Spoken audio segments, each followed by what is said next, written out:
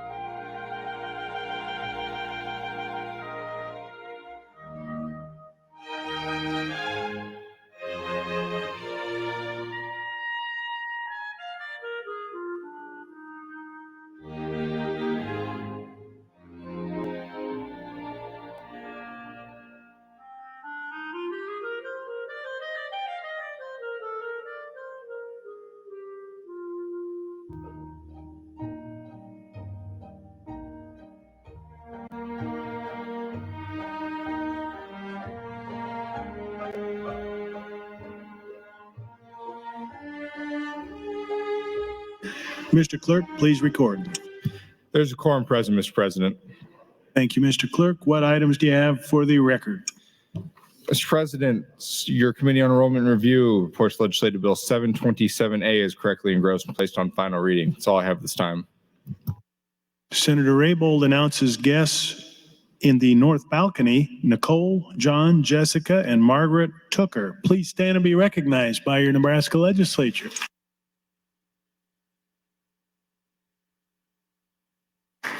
Speaker Arch, you're recognized for an announcement. Thank you, Mr. President.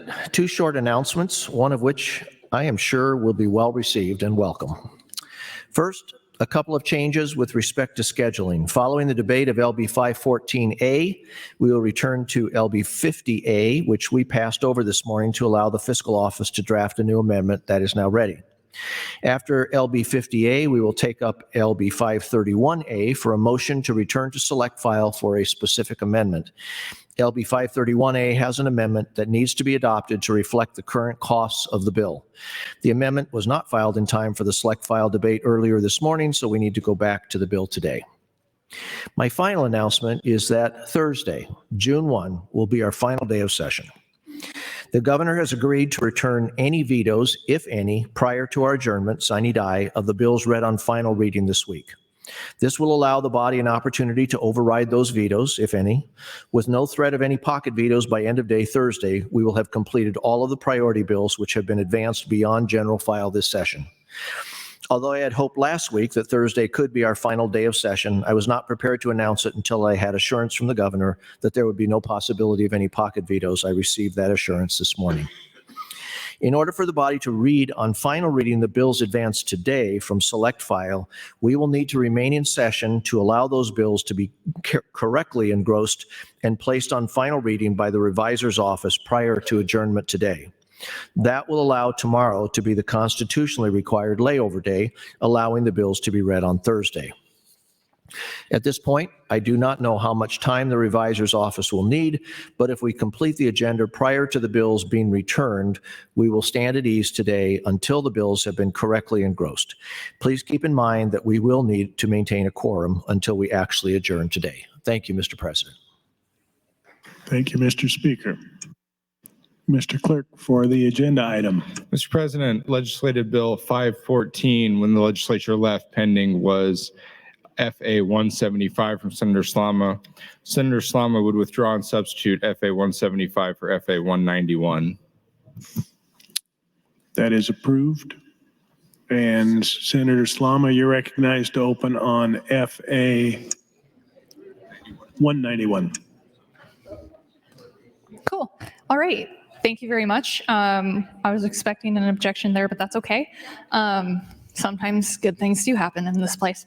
I just wanted to take a moment before I dive back into my constitutional concerns to just highlight a tweet that got sent out by the Secretary of State on his official Twitter page stating, "I have always been in favor of voter ID and I supported the constitutional amendment. Senator Slama's voter ID bill would have suppressed voting in rural Nebraska. I oppose voter suppression." Okay. Now, why I wanted to read that tweet into the record is because it's a great example of the brick walls anybody who's trying to negotiate has ran into when trying to deal with the Secretary of State's office. So in putting out that tweet, we're accepting a timeline that was like 5 weeks ago. We're not talking about my amendment. We're not talking about any of my versions of 535. We're talking about the unconstitutional language that the Secretary of State has written and demanded be included and not changed in LB 514 when it comes to things like not checking mail-in ballots for valid identification numbers, forcing county clerks to count those ballots even if they have nothing in the license number line. Other things like getting rid of citizenship checks unless we end up conveniently tying in the data from motor voter into the Secretary of State's office, which still only gives you 55% coverage when it comes to the citizenship question. And moreover, it fails to address the really clear problem I've laid out for the last few hours on the reasonable impediment language, and how we have a case on point from Missouri that underlies that if you have ambiguous, confusing, or contradictory language in those affidavits signed by voters to make them believe that they are exempt from showing an ID in order to vote, that language is going to get thrown out. Now, the problem of that reasonable impediment language being thrown out, you might just ask yourself, well, if there's a severability clause, would that correct it? They would just cut out reasonable impediment and it'd all be fine. The problem is once you start throwing out the references to reasonable impediment, you end up killing other parts of the bill that are also constitutionally required. Like Section 12 depends entirely on the language from Sections 10 and 11 in order to have a constitutional framework for the religious objection to being photographed, how we handle those voters who have a religious objection for their photographs, and that's in pursuit of showing an ID in order to vote. So when the Secretary of State gets up and makes these broad-based claims, we're not talking about my amendment. We're talking about whatever iteration of Secretary of State Bob Evans' version is of this bill.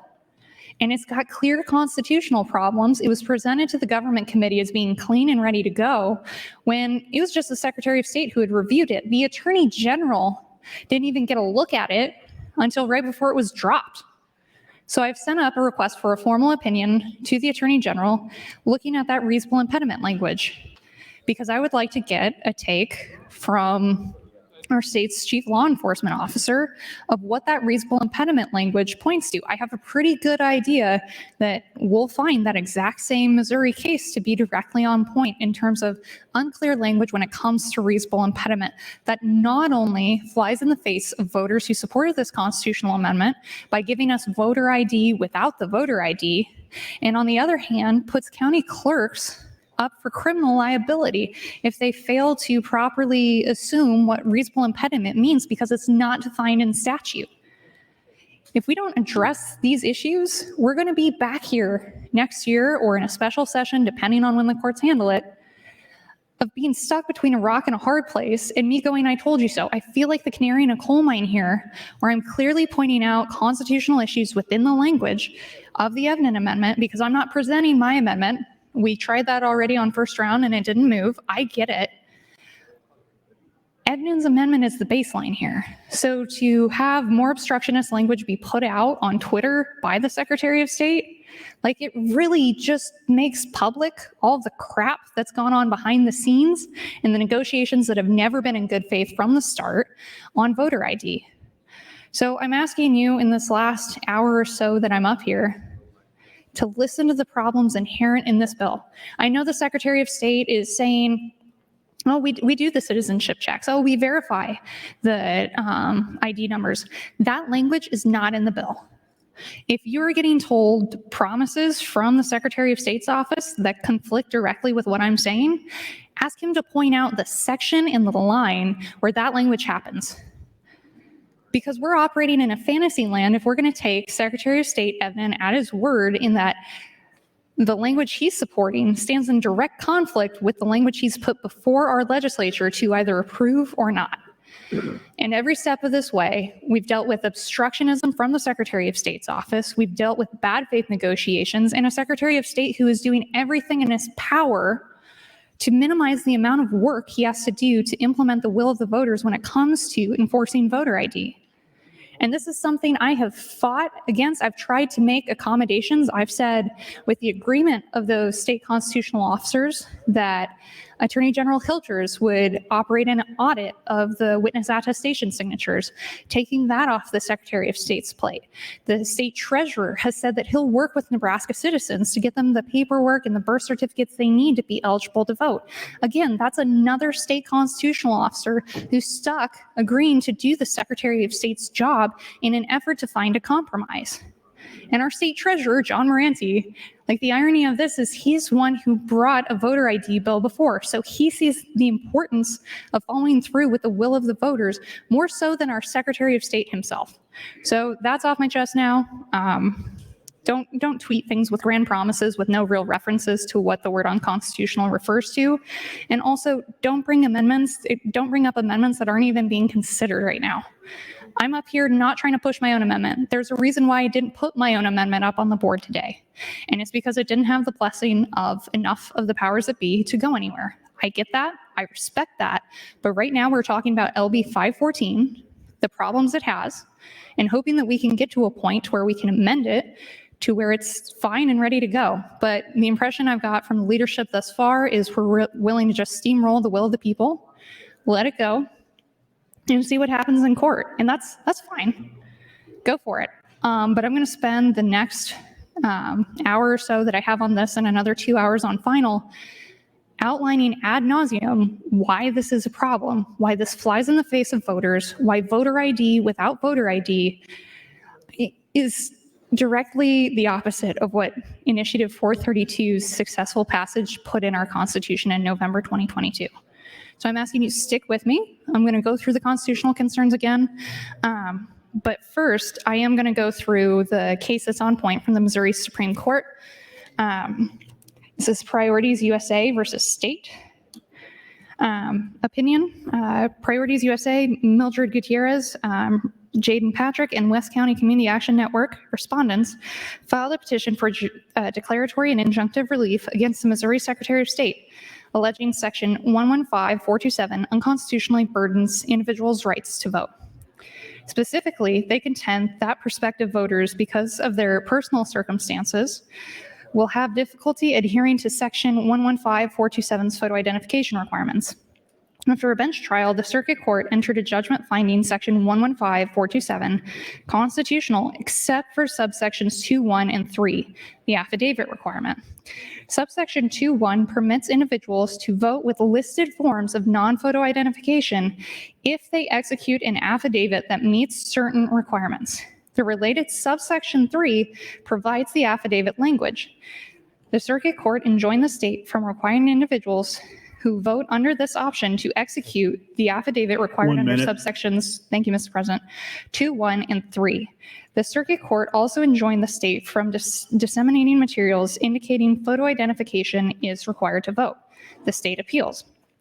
Because the affidavit requirement of sections 115.42721 and .3 are misleading and contradictory, the Circuit Court's judgment declaring the affidavit requirement is unconstitutional is affirmed.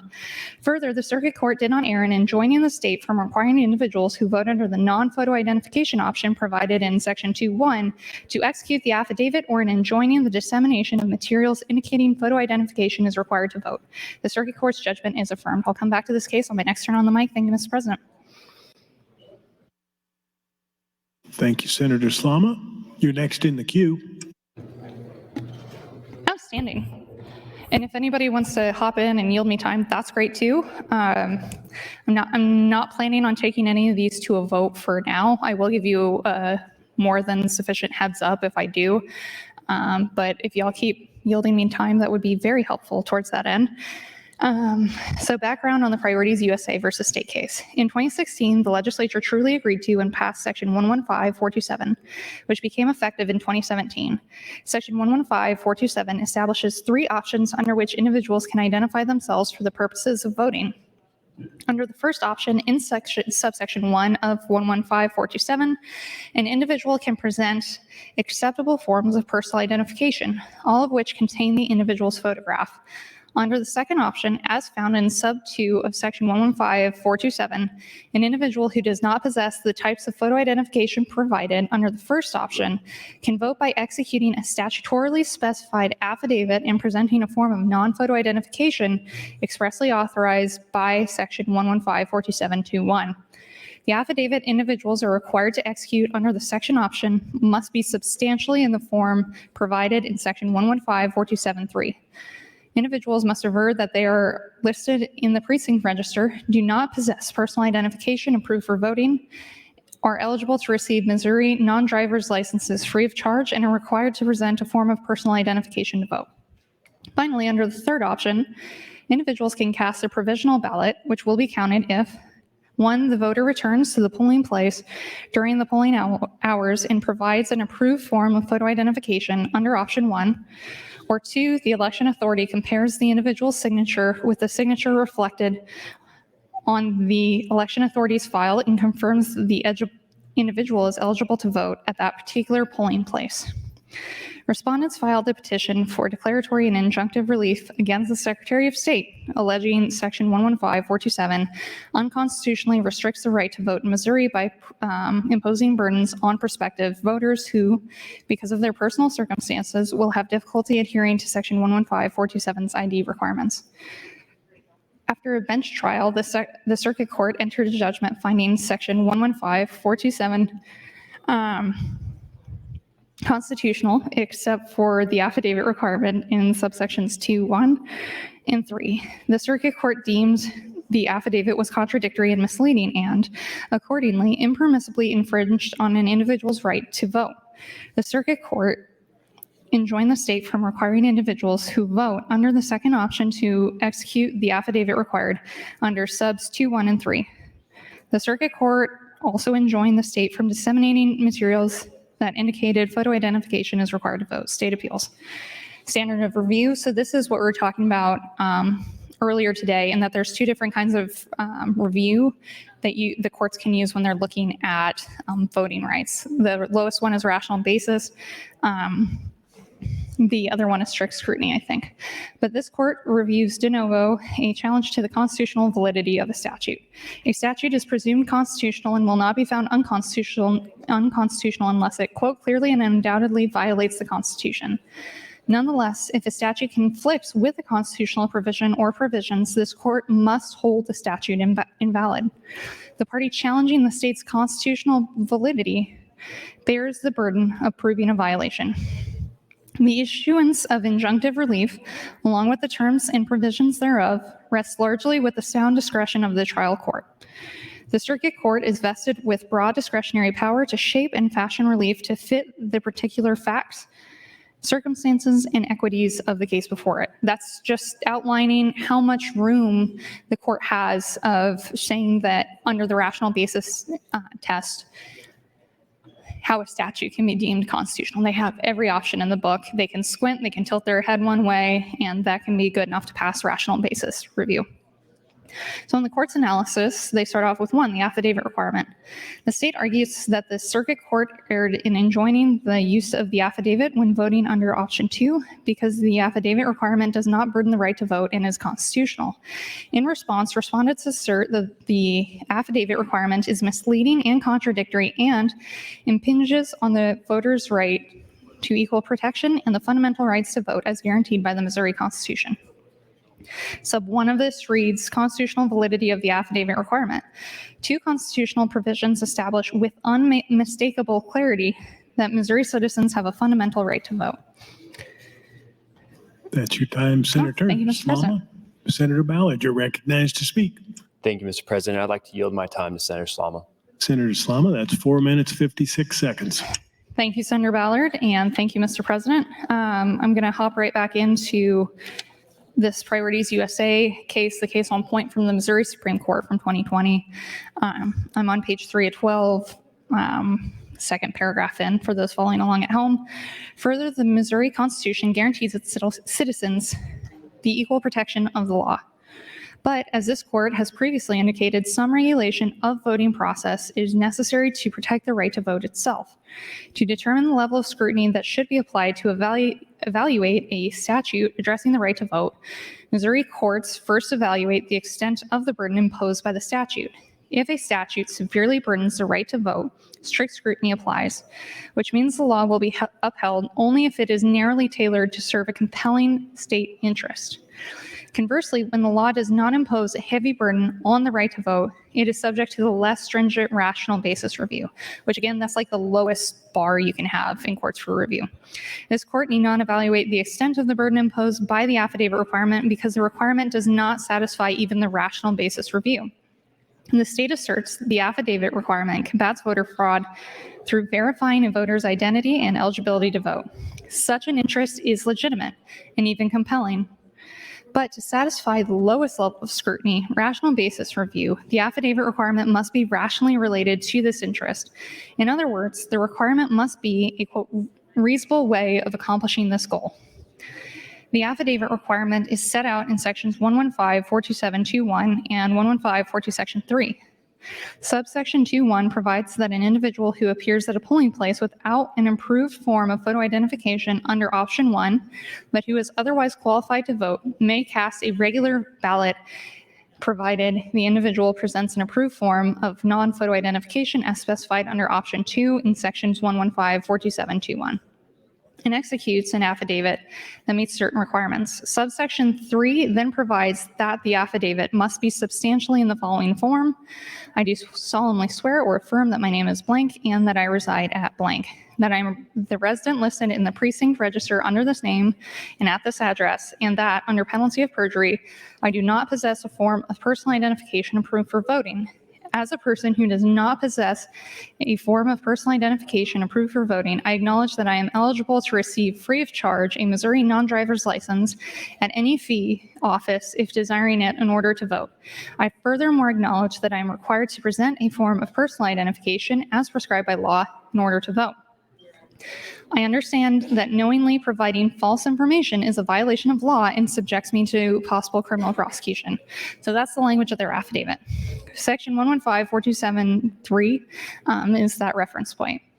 Although this language is consistent with the requirements listed in sub 2 also requires that the individuals must aver that they do not possess a form of identification approved under option 1 and must further acknowledge that they are required to present a form of identification approved under option 1 to vote. The affidavit requirement in sections 115.427.21 and point 3 is contradictory and misleading for several reasons. The affidavit language in subsection 3 requires individuals who vote under option 2 or aver that they do not possess a form of personal identification approved for voting. If form of personal identification means any identification, photo or non-photo approved under section 115.427, then the affidavit is misleading because individuals voting under option 2 are required to swear. 1 minute. Thank you, Mr. President. Swear an oath that they do not possess such identification, but they must provide non-photo identification approved under option 2. But if consistent with the affidavit requirements in subsection 2.1, the phrase form of personal identification means only the photo identification approved under option 1, then the later sentence in the affidavit that provides individuals must acknowledge that they are required to present a form of personal identification as prescribed by law in order to vote. That's contradictory because individuals can vote by presenting non-photo identification as described in option 2. For this reason, the language of subsection 2 does not pass rational basis test.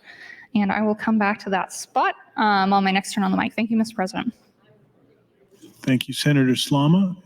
And you are next in the queue. That's your last time before your close. Thank you very much, Mr. President. Again, if anyone wants to hop in and yield me time, I'd gladly take it. But either way, it really doesn't matter because I've got enough amendments lined up after this. We're fine. So the key takeaway from this case, and especially the top first section of the court's analysis of priorities USA versus state, you're going to find a lot of weird similarities between the affidavit language that was struck down in this case and the language that we're trying to push through on LB 514. That's because sections 10 and 11 directly conflict with sections 19. 19 especially, you can make an argument for 17 and 18 too. They directly conflict with each other in the sense that you have a non-exhaustive list of reasonable impediments that must be included on the affidavit form. There's 3 of them, but it does not say those shall be the only options offered, to where somebody could walk in and think they have a reasonable impediment to not have to show an ID in order to vote. They genuinely believe that. There's nothing defining reasonable impediment anywhere in LB 514. Nothing defining it, nothing saying the floor or the ceilings or giving any idea of what alternatives that person has. So we say that language is in direct conflict, that language in direct conflict in section 19 to sections 10 and 11. Moreover, another area of contradiction is at the start of the bill, the note that an ID shall be required in order to vote. Whereas you look in section 19, and our election officials have absolutely no ability, no recourse to go, well, this is a clearly invalid identification number for a state driver's license. This is not okay. This is just some random grouping of letters and numbers, or they've left it completely blank. We say under sections A through E of section 19, that you have to count those. You can't work around. You have to be able to count those ballots. You don't get to opt out. There is no opt out for you didn't present a valid ID in mail-in voting. Like, the ballot must be counted. And moreover, when it comes to reasonable impediment, since you have a non-existent exhaustive list for voting in person, that reasonable impediment language could mean anything. And the situation you're going to run into is all 93 county clerks will either choose to adopt a narrow reading of reasonable impediment and enforce it on their own, which sets a separate standard for different counties, which under Bush v. Gore won't hold up, or you have a system in which all reasonable impediments count. That one falls clearly in line with the court's decision in Priorities USA versus State, in that you can't confuse voters by saying you have three options on this affidavit. Your reasonable impediment has to fall within one of these three sections, because reasonable impediment is not defined. You could even say reasonable impediment is defined as disability or illness, can't get the birth certificate necessary, or have a religious objection to being photographed. You could even define it as those three things, and you'd be far better off. But we don't do that in this bill. And in negotiations, I raised that several times over. We won't do it because we're not going to define reasonable impediment. We don't think we have to, so we're not going to. Which, I mean, from an analysis perspective, for me, makes my life a whole heck of a lot easier, because I have a case on point that outlines why that language is unacceptable. Given that we're a bit limited on time, I'm going to hop back into my specific constitutional objections to LB 514. Thank you, Mr. President. And I'm going to take my time on it. Like, if you want to ask me questions of, well, what's up with Section 5? Like, I don't get it. I'm hearing something from the Secretary of State and you're telling me something different. I'm more than happy to go over what my position is on this if it's not clear, which I can get if it's not. But when we look at each of these sections, I've not only outlined my problems with them, I've outlined the case law on point that is going to be used as a reference with this. I'm not making vague assertions and screaming, Chicken Little, the sky is falling, it's all unconstitutional. No, I'm backing it with logic, case law, and facts. And I just look forward to somebody countering me and having a good discussion on it. So that's all I've got for this time, Mr. President. Thank you. Thank you, Senator Slama. Senator Lowe, you're recognized to speak. Okay. Thank you, Lieutenant Governor. I was not clear on what Senator Slama was speaking, but I'm going to let her take a quick drink of water if she would like to. And then if she would like to have the rest of my time, I would yield her my time. Thank you, Senator Lowe. Senator Slama, that's 4 minutes, 40 seconds. Thank you very much, Senator Lowe, and thank you, Mr. President. I appreciate that. I really do. So we'll start off my constitutional objections to Section 5. And these are just my questions on the constitutionality. They're not even technical things that I think could be better phrased or better handled, like Section 15. These are like my biggest non-movable concerns with this bill, that I'm hopeful that even if you pick up nothing else from this, that there are some really valid constitutional problems with LB 514. So we'll start with Section 5, which violates the National Voter Registration Act, NVRA. Secretary Evans said that he would use Section 5 of his amendment when people register to vote so as to prevent non-citizens from getting on the voter rolls in the first place. This is another one of those times where what the Secretary of State is promising stands in direct conflict with the black and white letter of the bill that he's proposing. So Section 5 of the Evans Amendment states, the Secretary of State shall develop a process to use the information in possession of or available to his or her office to match and verify the citizenship of the corresponding registered voter. Like I've talked about before, this use of the term registered voter rather than applicant or some other term clearly shows that it only applies to somebody already registered to vote. Removing someone who is already registered to vote is a clear violation of the NVRA 52 U.S. Code 205-07A3. And that indicates that a registered voter can only be removed from the voter rolls in 4 very specific situations. The voter requests to be removed, the voter died, the voter moved and certain criteria were met, or the voter was convicted of a crime that disqualifies them from voting. And as we're operating under what an appropriate Section 5 language under the NVRA would look like, it would be that you cannot remove a person unless they fulfill one of these 4 specific situations. And on that number 4, that's the most important one. The voter was convicted of a crime that disqualifies them from voting. That's where due process comes in. That's where if you happen to have 2 people of the same name, you can differentiate through due process which one of the Jim Smiths or Adam Smith or Alex Jones, like whatever generic name you want to have, that due process keeps people who have every right to be on the voter rolls from getting kicked off.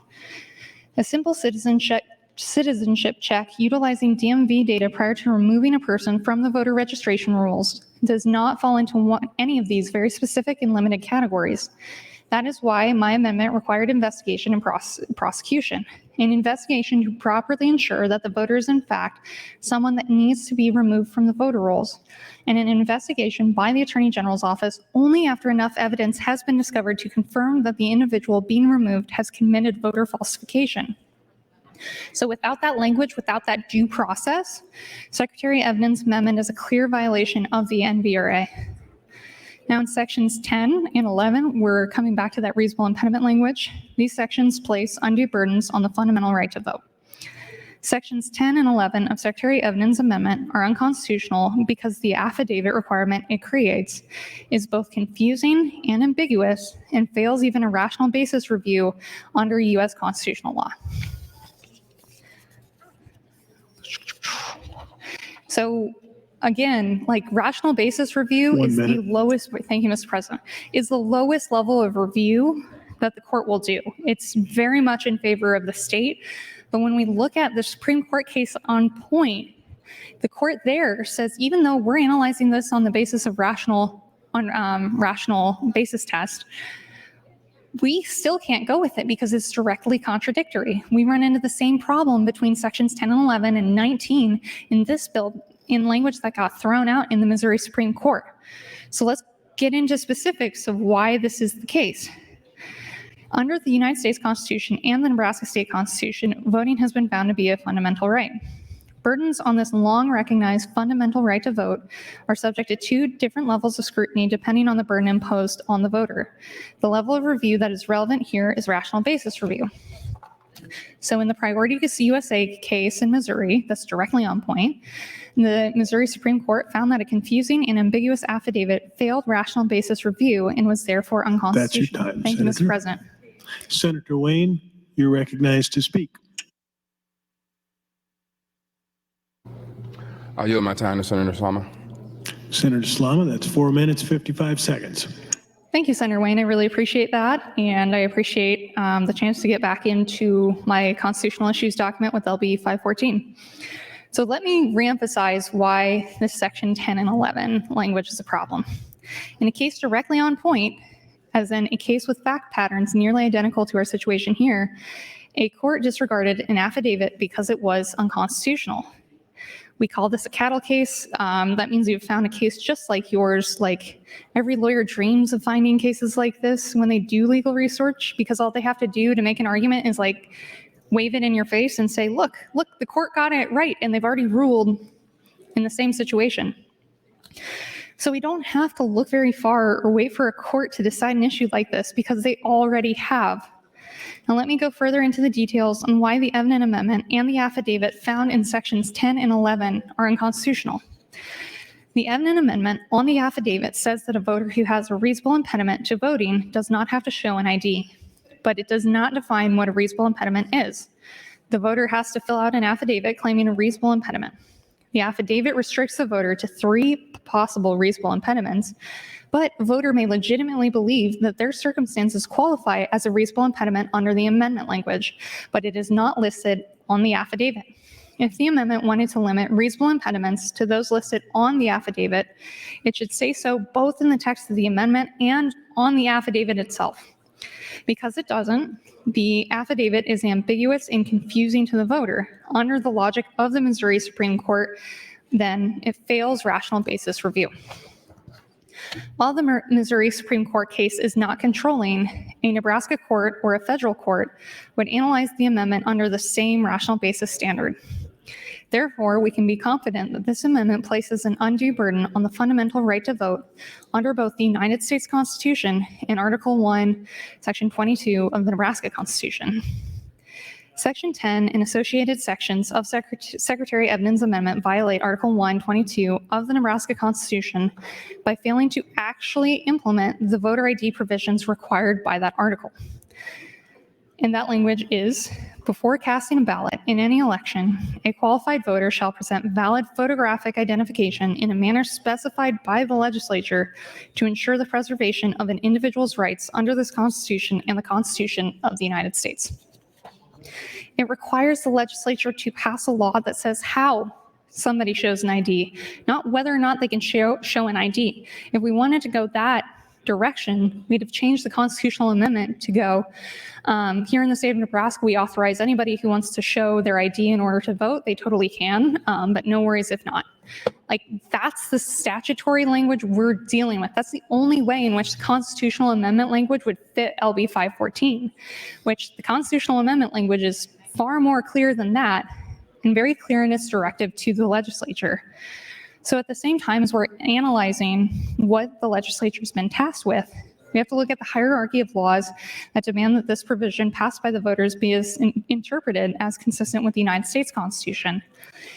In Crawford versus Marion County Election Board, the United States Supreme Court found that under U.S. Constitution, there are only select groups of individuals that may receive special accommodations under voter ID laws. They include elderly persons born out of state who may have difficulty obtaining a birth certificate, persons who, because of economic or other personal limitations, may find it difficult to either to secure a copy of their birth certificate or to assemble the other required documentation to obtain, thank you, Mr. President, to obtain a state-issued identification, homeless persons, and persons with a religious objection to being photographed. So you can extrapolate the most valuable part out of this Crawford decision in knowing that this isn't meant to green light a catch-all. You have to have very specific reasonable impediments, reasonable exceptions to the voter ID language if you're going to go with a strict voter ID law. You can't just have an umbrella relief valve where we say if somebody doesn't feel like showing their ID, they don't have to. And I'll hop back into this on my next turn on the mic. Thank you, Mr. President.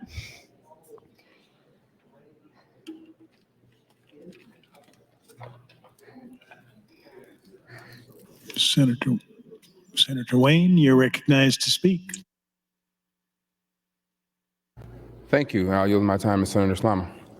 Senator Slama, that's 4 minutes, 56 seconds.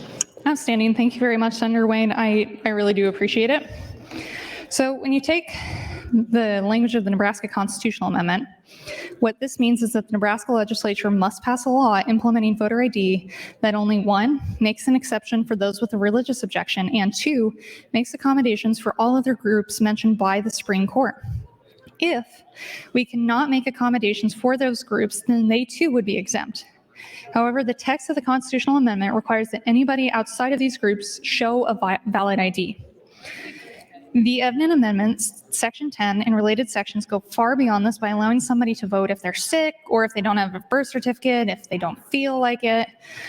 So the birth certificate section is especially concerning because the United States Supreme Court has said that having to acquire the appropriate documents to get an ID is not an undue burden on the right to vote, so long as it's done without a cost to the voter. Therefore, the Ebden Amendment violates the Nebraska Constitution and betrays the will of the voters that everyone show an ID. My amendment, on the other hand, the one that was formerly considered, it made those accommodations for all of those groups while requiring those who did not fall under those groups to show an ID in order to vote. The Secretary of State is to aid these individuals in obtaining the necessary documents to get an ID. If they cannot, the Secretary of State can provide them with an exemption or provide an ID for them. So this last section is something that the Secretary of State didn't want to be on board with. He said he'd have to get a bunch of very expensive new systems put in place. But when we raised this issue to the state treasurer, magically, John Moranti, who's been a great advocate for election security and voter ID, said, yeah, we can do that. We can get those documents for those people. I don't know why the Secretary of State isn't willing to do it. But the state of Missouri did it with a single FTE. Missouri is a lot larger of a state than we are, and they can still do all of these services in getting voters the documents they need in order to vote with a single full-time employee. It doesn't take anything fancy, doesn't require any fancy new systems. It just requires a willingness to work with those people who do not have the documents necessary to vote at the moment. So Section 12 is a problem in that it violates a religious objector's fundamental right to vote as outlined by the United States Supreme Court, working under the assumption that Sections 10 and 11 are unconstitutional and will be struck down. Section 12 would automatically and subsequently become unconstitutional under Crawford because there would no longer exist any exemption for those that have a religious objection. And even when you don't take out 12 with the language from Section 10 and 11, Section 12 in itself comes off as an undue burden problem because those voters with a religious objection to being photographed have to call their county official or their Secretary of State before every single election and confirm that they still believe that they have a religious objection to being photographed. You have to call every time.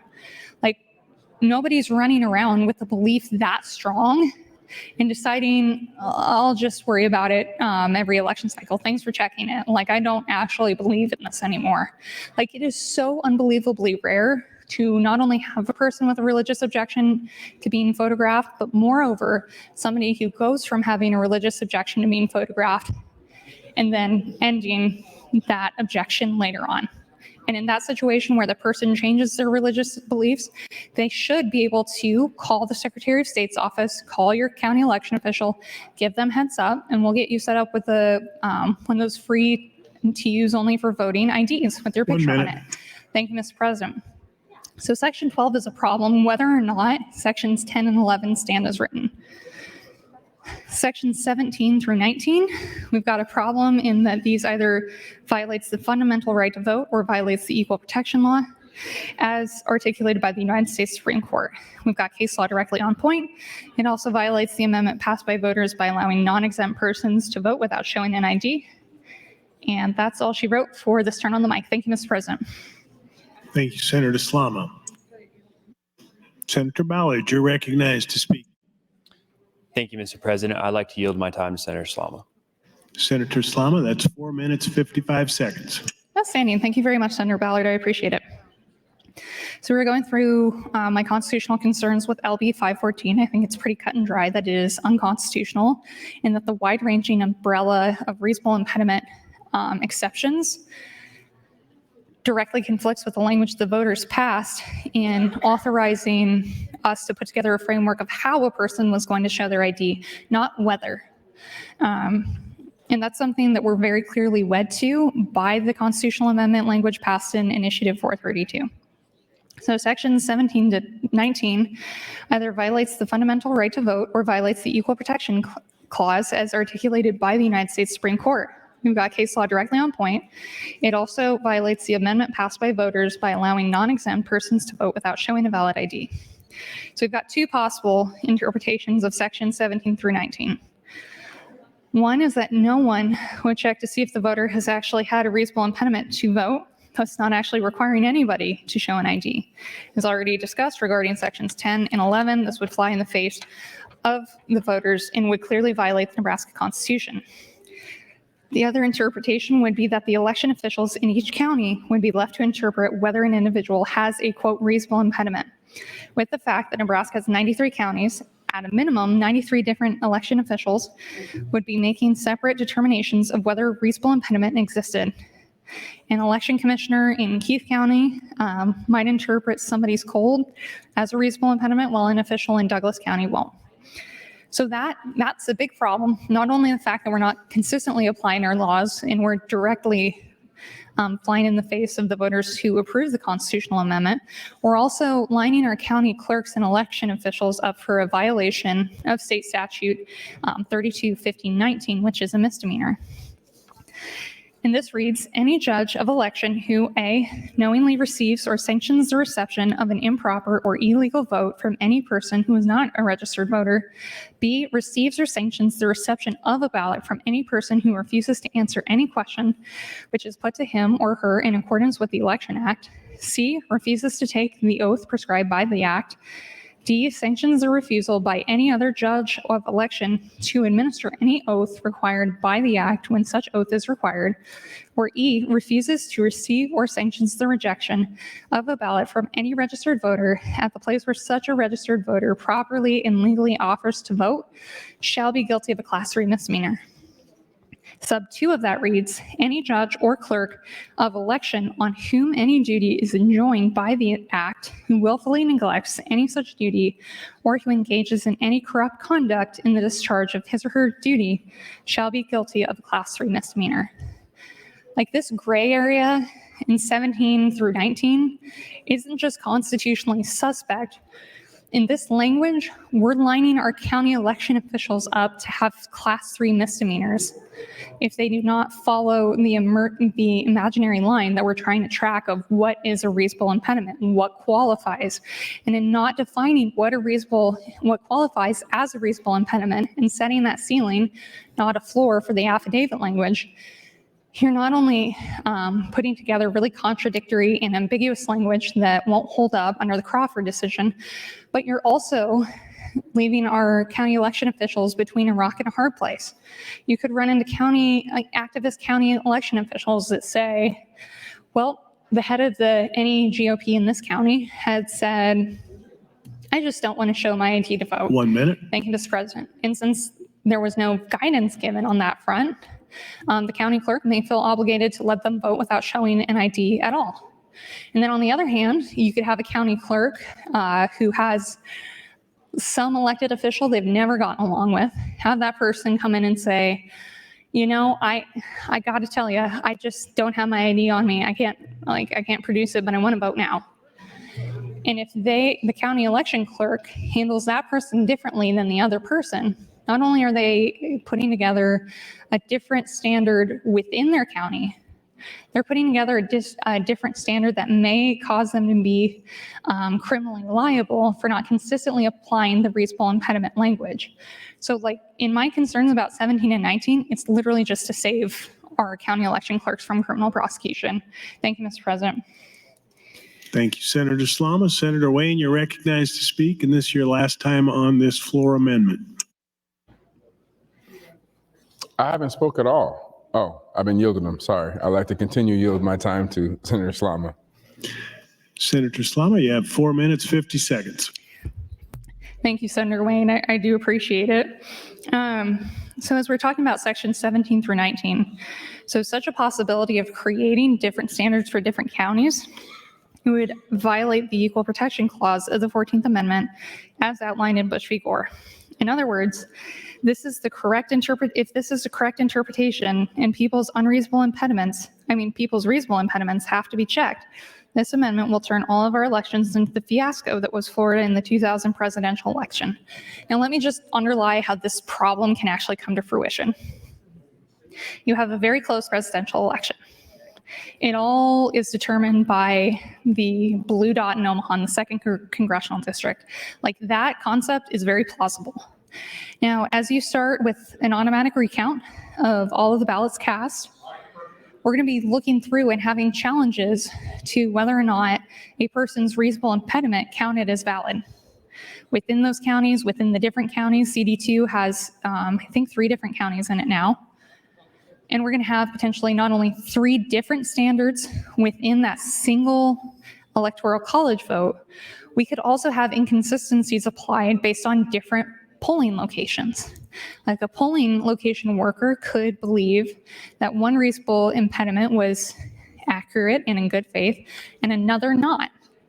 Now that confusion of where the set in stone language of reasonable impediment language is, it lines us up for things that are worse than the 2000 Florida election, in that every single mail-in voter, every single in-person voter is going to be stuck with a challenge as to whether or not they properly showed an ID, whether or not they properly had a reasonable impediment to not show an ID, if they had valid numbers printed on their envelope, even though the county election officials aren't authorized to take that into account under Section 19, and whether or not they approve the ballot.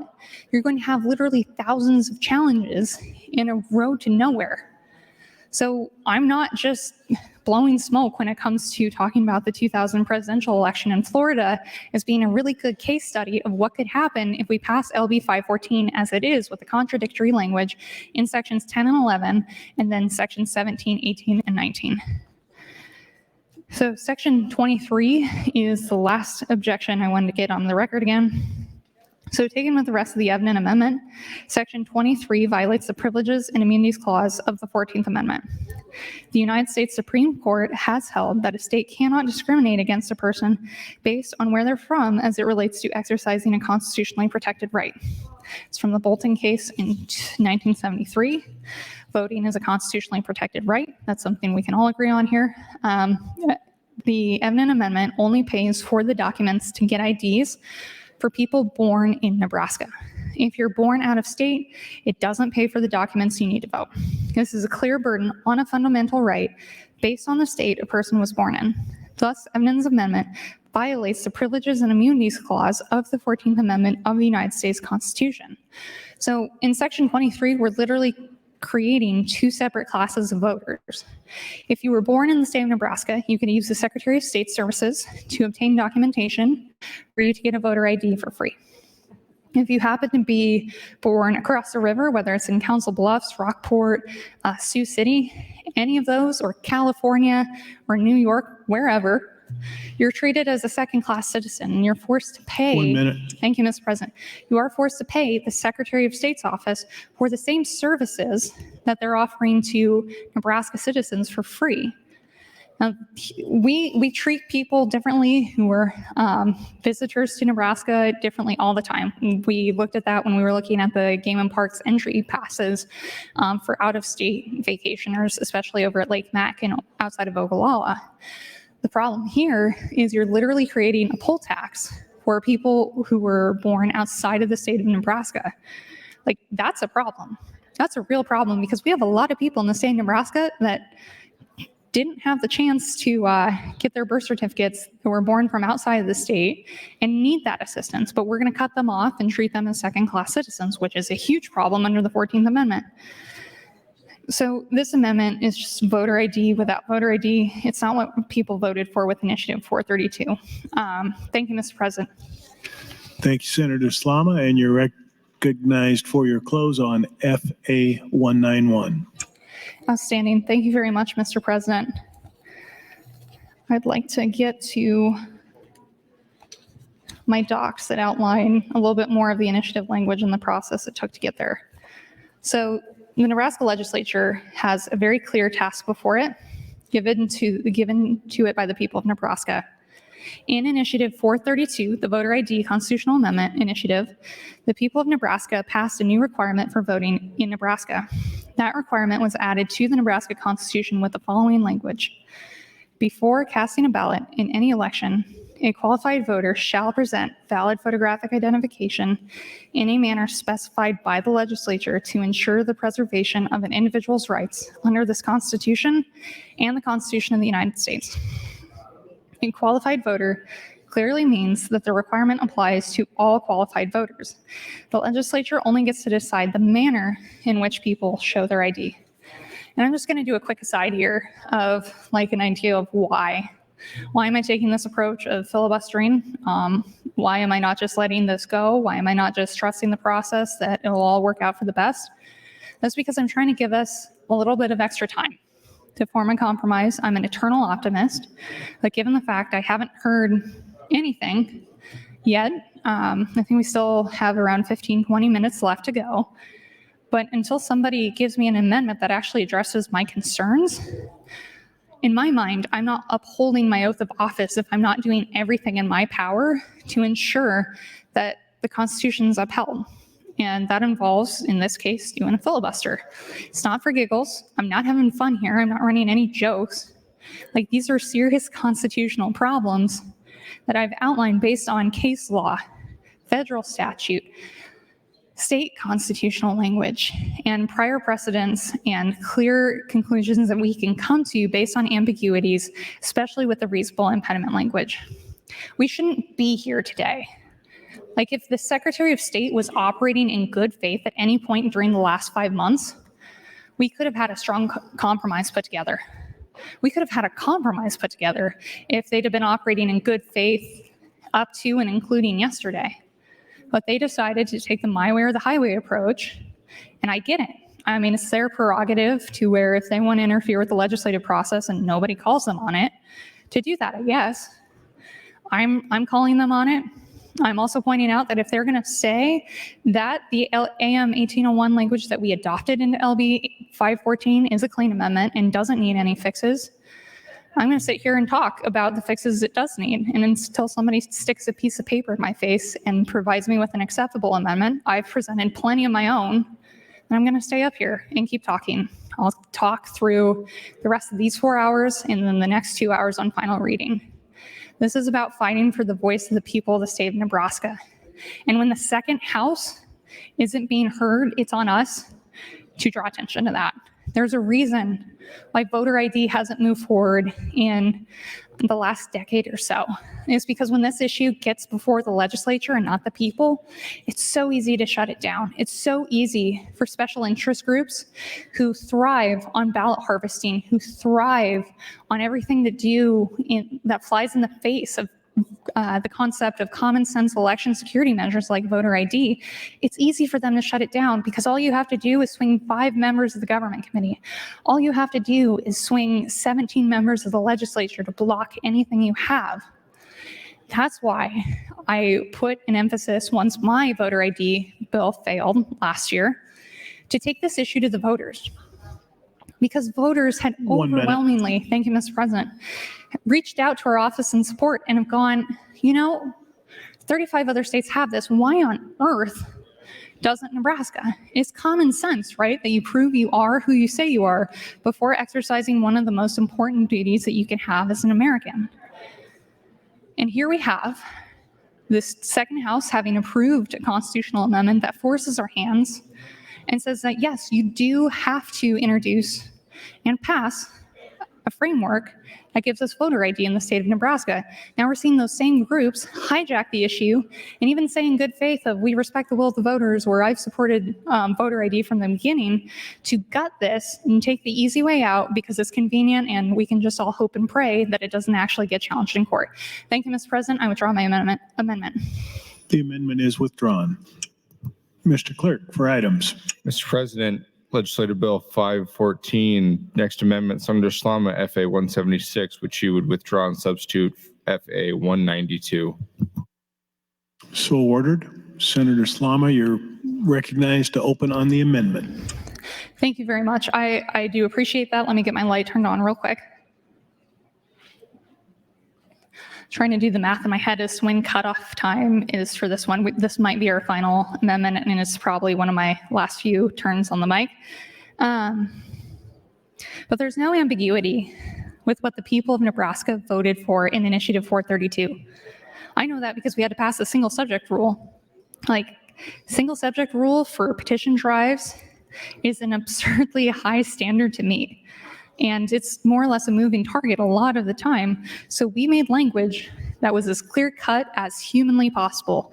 Before casting a ballot in any election, a qualified voter shall present valid photographic identification in a manner specified by the legislature to ensure the preservation of an individual's rights under this Constitution and the Constitution of the United States. That's simple, right? You show an ID in order to vote. Where we've run into issues, where we've run into problems, it hasn't been in not having good ideas be presented. It's not in having the second house sit back silently as we steamroll their voices. The problem's been internal, and it's been internal with regards to undue influence by the Secretary of State on this process. This isn't anything that I hold against the government committee. This isn't anything I hold against the legislature.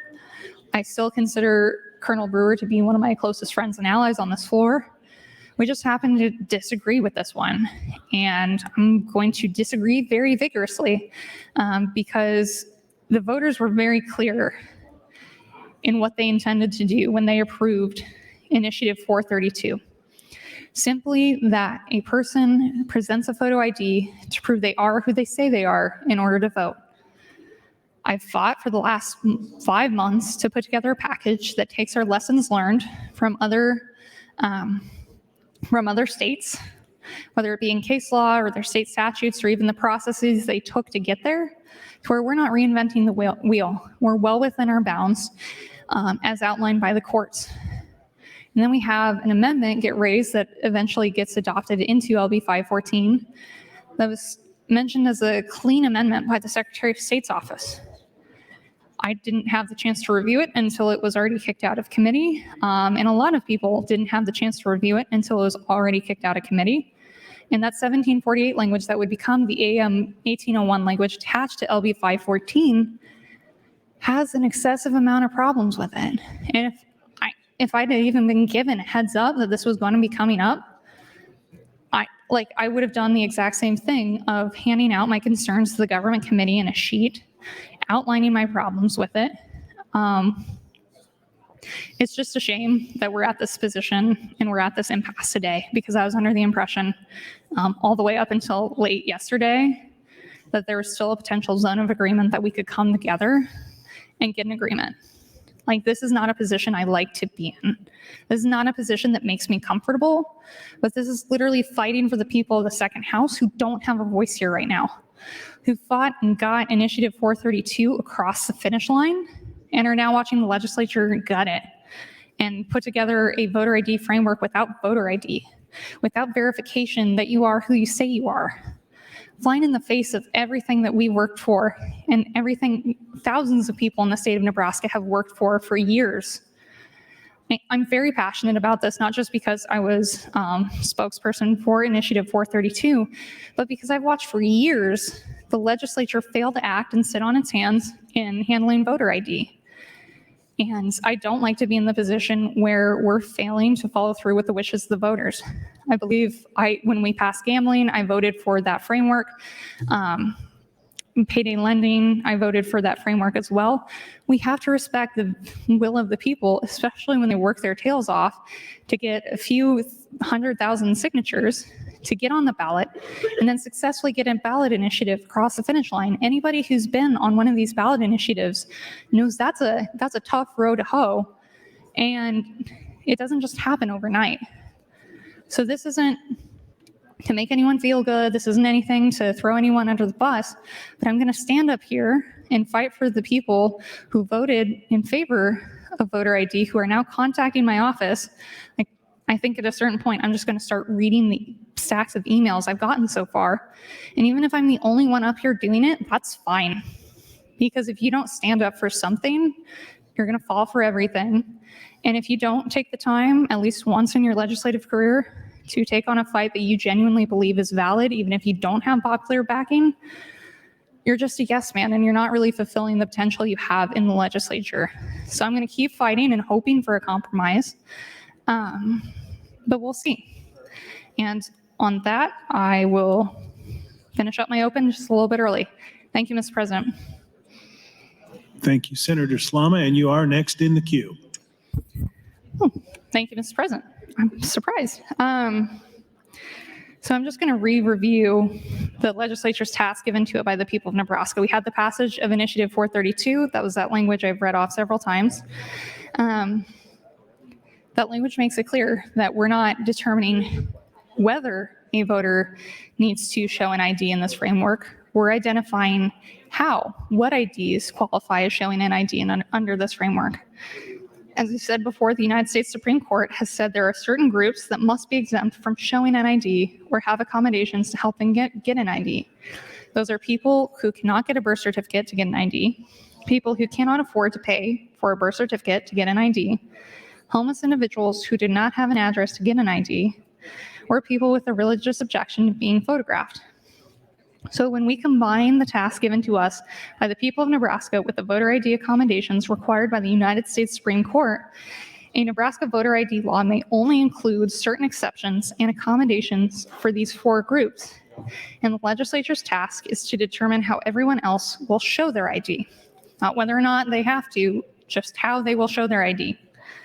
So Secretary Evans' amendment violates the Constitution by going well beyond that and exempting just about every voter from having to show an ID. My own amendment used the current case law through the United States Supreme Court, their holdings on voter ID laws, consulted with many election law experts on the voter ID law, both in the state of Nebraska and outside of the state of Nebraska, to take the lessons that they've learned from implementing their voter ID language. And I'm of the belief that we still have the ability to get language attached to this bill that does exactly what the people of Nebraska intended this legislature to do. This isn't hard, guys. It really isn't. And I'm going to take some time now to read some of the emails I've gotten on this. Like, this is just a quarter of the stack. Like, most of this binder is emails from people who are like, what on earth are you doing?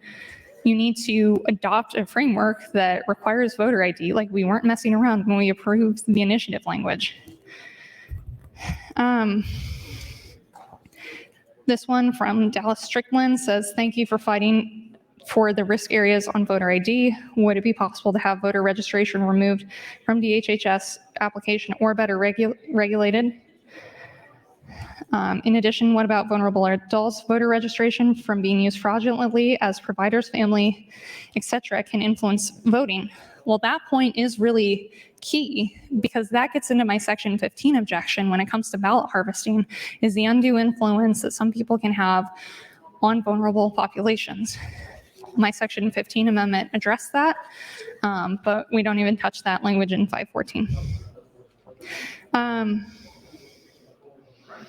So there's another one that I got from Marcy. Please stop filibustering that Senator Julie Slama has got going on with 514. This is not a true voter ID bill like Nebraskans voted for. Issues at hand include the reasonable impediment exemption, the assumption of a voter having such impediment when voting by mail, issues of witness signatures, and so on. Senator Erdman's LB 230 is the right choice, especially in consideration with current debate at hand. Now, I really appreciate that. A lot of the emails I got pointed towards Senator Erdman's bill and how LB 230 would handle voter ID. And as Senator Erdman has spoken to, we put a lot of work in. It didn't go much of anywhere, but as it turns out, the one bill that we did have approved out of the government committee didn't go very far either before it was gutted. And along with this 230 reference, there are a lot of folks that are saying, well, photo ID only appears once in the amendment, and that's somehow a problem. I'm going to push back there. 1 minute. Thank you, Mr. President. It's actually not a problem so long as you have consistent references to that throughout the bill, which both sides do. And there's another constitutional objection on things like showing a utility bill in order to register. Though that's language under the National Voter Registration Act. That language of using a utility bill or something else to prove you are who you say you are is part of federal law, and we actually can't touch that. So I am grateful to the one person who has made a thoughtful approach to responding to those issues. Those two issues are absolutely not what I'm talking about here. I'm talking about situations in which we're not requiring anybody to verify that a voter is who they say they are, and really cheapening and giving a false sense of security to the voters who voted for a strong voter ID language in the first place. Thank you, Mr. President. Thank you, Senator Slama. Senator Wayne, you're recognized to speak.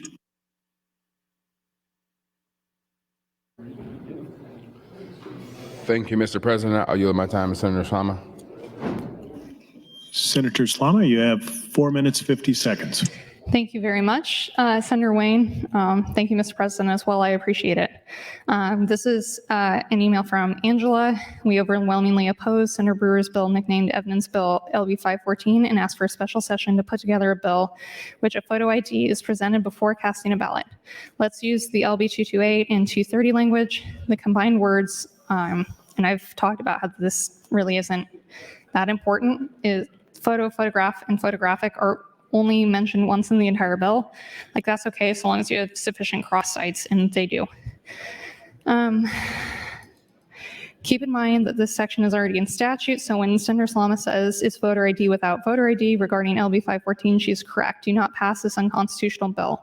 This bill is not representative of 62% of the voters that worked hard to petition and pass an initiative for photographic ID law. And this initiative was not conducted in an easy way. Like, no initiatives in the state of Nebraska are really easy. We had people who volunteered to collect signatures at their county fairs in the middle of the summer, like literally sweating it out so that they could get the signatures necessary and volunteering their time just for the sake of something that's a very common sense election security measure. So when I get up and I say, like, I care about this because the second house has told us we have to follow through with their wishes, I'm thinking about the people who sat outside in the Nemaha County Fairgrounds and collected signatures, the ones who hung around at the Burwell Rodeo, like the people who work their tails off without getting any kind of recognition, without getting any kind of pay, who volunteered their time to help get this across the finish line because they were sick of the legislature failing to act on something that was so important to them. So yeah, I think voter ID is a wonderful policy. There's a reason why I support it. But the far greater issue for me is the precedent we're setting by flying in the face of the voters who overwhelmingly approved a constitutional amendment, looking at the constitutional amendment language and going, well, how can we make this easier on ourselves? How can we make this easier to execute? And in an attempt to make it easier to execute, you're gutting the core of what voter ID is intended to be. You're setting up county clerks for possible criminal prosecution by using vague reasonable impediment language. You're setting yourself up for failure. And again, I'm like the canary in the coal mine going, there are problems with this bill. I thought up until yesterday that we'd be able to address those. It turns out I was wrong. Sometimes you just can't hit a moving target. And I've been putting up with those all session long. And that's not saying anything ill of Senator Brewer or anybody on the government committee. It just is what it is. Back to the emails. This one's from Todd, voter ID, get it done. Hello, there is no negative to building confidence in election integrity, and Nebraska should continue to lead the way and set the example here. Elections are the foundation of our democracy, and the people must have confidence in them. Regardless of if somebody already has confidence or not, there is no negative to making improvements. Nebraskans have spoken. We want voter ID requirements to vote. Now it is up to you to get it done. This one's from Dawn. Senators, LB 514 is not what we, the voters, voted for. We passed a voter ID law that requires all to show voter ID. This bill gives too many exemptions. It is unconstitutional if you pass it. We, the people, have spoke, and that is law, not a backroom deal that was done. 1 minute. Thank you, Mr. President. Please vote no to LB 514, and that's Dawn from LD 18. Yeah, I've got more to reference on the mic, but I'll call that good for now. Thank you, Mr. President. Thank you, Senator Slama. Senator Brewer, you are recognized to speak. Thank you, Mr. President. I have purposely stayed out of this fight. I understood it was a filibuster, and I'm not going to contribute to the filibuster, but I can't leave this without talking to you a little bit about why we are where we're here today. We went through an extensive committee process. And if you don't vote for closure today, basically what you're saying is that committee process is useless. And yet that committee process is the foundation of this legislature. If you have a bill and it goes before the committee should look at it, look at ways of improving it, and then bring it to this floor in the best possible condition to be made into law. So we've had a lot of discussion today about voter ID. Is this a bill of voter ID without voter ID? It is not. I mean, stop and think about it for a moment, okay? The conversation I had yesterday, I stayed out of the discussion over the weekend on trying to modify this bill. But when you have the powers to be of this state that are trying to work through it, and whether it be the Attorney General's office, the Secretary of State's office, the Governor's office, the Speaker's office, and you can't come to a conclusion. We had to move forward with 514. I believe 514 is a good bill. It narrowly defines voter ID. And you can go give the green light to all the folks you want, send emails and raise Cain about it. But we've called someone back and said, okay, explain it to us. And guess what? They haven't read the bill. And if you haven't read the bill, then shame on you, because we're sitting here taking a beating over what I think was a lot of hard work. If you're wondering whether or not 514 is a bill that is going to make you show your ID, again, whether it is in person on election day, whether it be early voting, mail-in voting, it's all right there in black and white. I'm a little frustrated because we have dumbed down the committee process because we won't even call the committee bill the committee bill. Let me put another name on it. That's disrespectful to the committee who's worked hard. We worked through lunches and we had long days trying to figure out what right looked like and how to get there. So I would ask you to understand that the governor wouldn't support it if we didn't have something he would sign. The Secretary of State, and I know you've heard a lot of terrible things about the Secretary of State, but he has worked hard to try and come up with something that's manageable. And he wouldn't have a bill for him to implement if it was unconstitutional, if it was unmanageable. We have 92 of the 93 county officials come and agree that this is the right bill. I don't think they're too worried about getting thrown in jail. And we make all the threats we want about suing and get sued. I don't have any doubt in my mind we probably will. But that's why we have an attorney general, and that's why they'll fight the fight when the time comes. But we have a mandate from the people. And this bill, if you read it, it does what they've asked. It gives us the ability to have them show their ID at the time they vote. Now, it's not election reform. Actually, 514, what at one time was election reform. That's what the bill was before we had to gut it. So there is no election reform this year because 535 became 514. And I only had two bills, two priority bills, and I only had one option, and that was to take 514 and gut it and make it the voter ID bill. 1 minute. So that's why we won't have any election reform this year. And that's kind of ironic considering the debate that we've had. So what I'd ask you is just think about this. We have had a long discussion on this. The bill does what the people have asked. And we will go to special session if we do not pass voter ID. And the other thing to remember too is that there's about a $18 million difference between the two bills. That should be significant when you're trying to make a decision on whether or not to move forward with this bill. So please just take a moment. If you haven't read through some of these different parts of the bill to better understand it, do. But I would not bring it forward if I didn't believe this was a bill that's doing what the people asked. Thank you, Mr. President.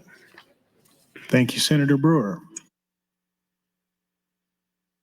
Mr. Clerk, you have a motion on your desk. I do, Mr. President. Senator Brewer would move to invoke cloture on LB 514 pursuant to Rule 7, Section 10. Senator Brewer, for what purpose do you rise? Call the House and roll call vote, regular order, please. There's been a request to place the House under call. The question is, shall the House go under call? All those in favor vote aye. All those opposed vote nay.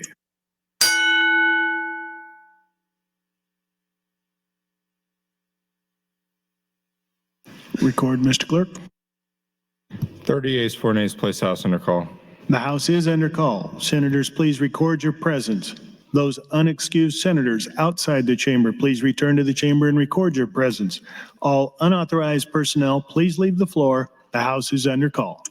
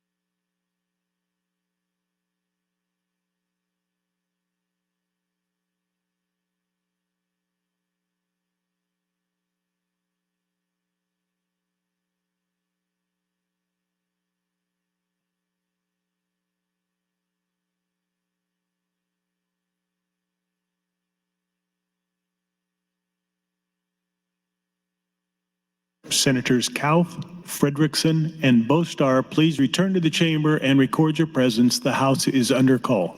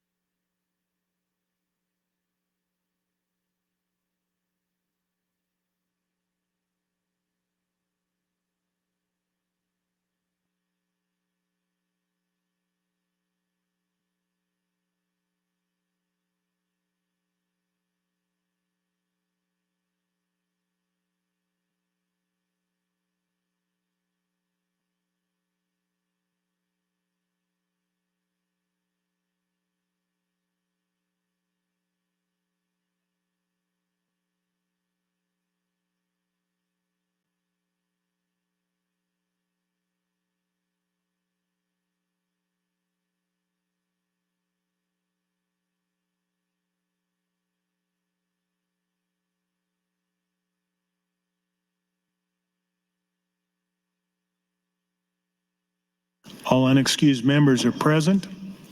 Members, the first vote is the motion to invoke cloture. There's been a request for a roll call vote. Mr. Clerk. Senator Aguilar.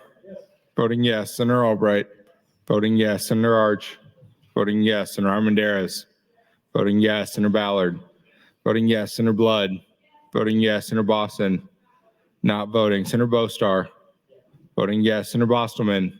Voting yes. Senator Brandt. Voting yes. Senator Brewer. Voting yes. Senator Breezy. Voting yes. Senator John Kavanaugh. Voting yes. Senator Michaela Kavanaugh.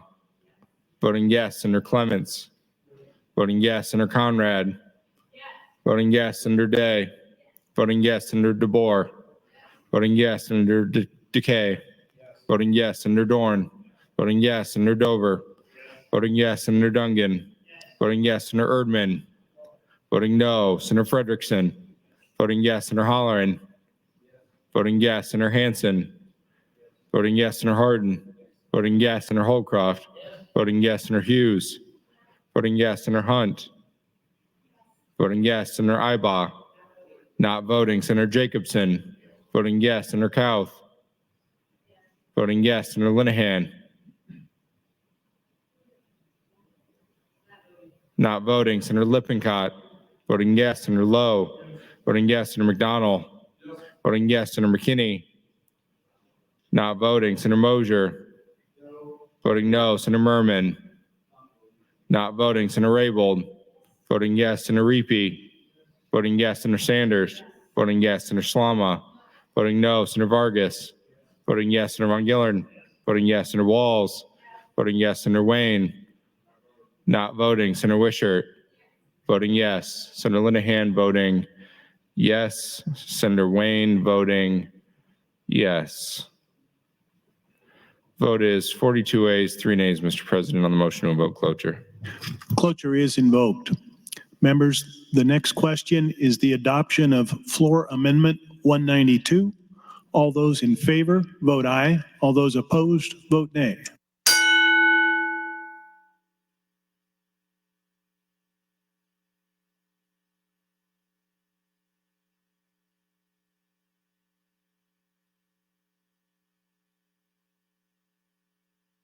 Record, Mr. Clerk. 0 ayes, 39 nays on adoption of the amendment, Mr. President. FA 192 is not adopted. Senator Ballard, you're recognized for a motion. Mr. President, I move that LB 514 be advanced to ENR for engrossing. Members, the motion is to advance LB 51. Senator Ballard. Mr. President, I move the ENR amendments to LB 514 be adopted. The motion is to adopt the ENR amendments. All those in favor, say aye. Those opposed, say nay. They are adopted. Senator Ballard for another motion. Mr. President, I move that LB 514 be advanced to ENR for engrossing. The motion is to advance LB 514 to ENR engrossing. All those in favor, vote aye. All those opposed, vote nay. A voice vote. All those in favor, say aye. All those opposed, say nay. It is advanced. I raise the call. Mr. President, some items quickly. Your Committee on Revenue, chaired by Senator Linehan, reports Legislative Bill 803 placed on general file. Additionally, your Committee on Revenue, chaired by Senator Linehan, reports Legislative Bill 505 to general file with committee amendments. Next item on the agenda, Mr. President, LB 514. There are now no ENR amendments. 514A, excuse me. There are no ENR amendments.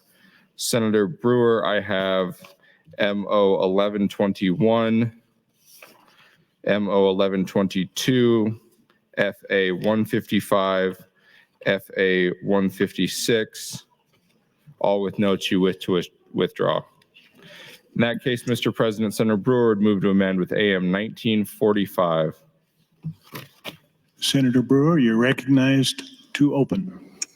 Thank you, Mr. President. Well, in order to implement voter ID, there's a cost involved with it.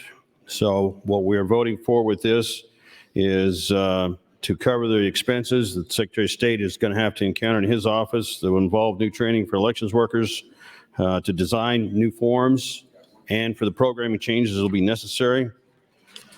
There will also be some requirements for work with the DMV. The DMV will need additional funding for putting the photography part back on the temporary IDs. They're also going to need help in making sure to cover the cost for the IDs that will be required additionally. DMV is going to have to eat the cost on some of the IDs, but we want to provide enough to cover so that they can do the basic requirements they're going to have. AM 1945 drops in a number that will be produced to give us an exact amount on the cost. But right now we're estimating $1.2 million for the Secretary of State's office and DMV at $587,000. I ask for your green vote on AM 1945 and LB 514A. Thank you, Mr. President. Senator Slama, you're recognized to speak. Thank you, Mr. President. I'm not going to filibuster this. I just want to quickly note that the language that Colonel Brewer was referencing on the last one in terms of my amendment costing $18 million, that was language that was brought and insisted that I have to include by the Secretary of State's office. As it turns out, that cost in that section was the exact section they pointed to as to why it would somehow cost a ton of money to implement this. I've been begging since the dawn of seeing that they were saying that this was a problem for them to point to the section that was the problem. I even took out the section they pointed to in the executive session as costing $20 million. So I just want the record to reflect what actually happened, which was the language in my amendment that somehow increased the cost by $18 million was insisted upon by the Secretary of State's office and really drives home how much good faith they've had in these negotiations. And with that, I'm going to let the sleeping dog lie and move on and move forward with the A bill. Thank you, Senator Slama. Seeing no one else in the queue, Senator Brewer, you are recognized to close and waive. Members, the question is the adoption of AM 1945. All those in favor, vote aye. All those opposed, vote nay.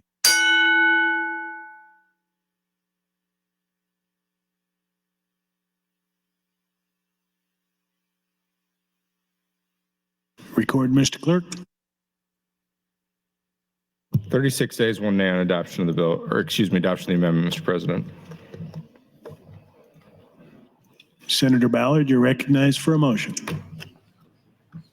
Mr. President, I move that LB 514A be advanced to ENR for engrossing. Members, you've heard the motion to advance.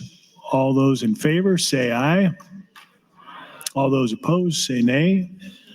LB 514A is advanced for ENR engrossing. Mr. President, returning to the Speaker's agenda per clarification from this morning, Legislative Bill 50A, select file. I have no ENR amendments. Senator Wayne would move to amend with AM 2003. Senator Wayne, you're recognized to open on AM 2003. Thank you, Mr. President.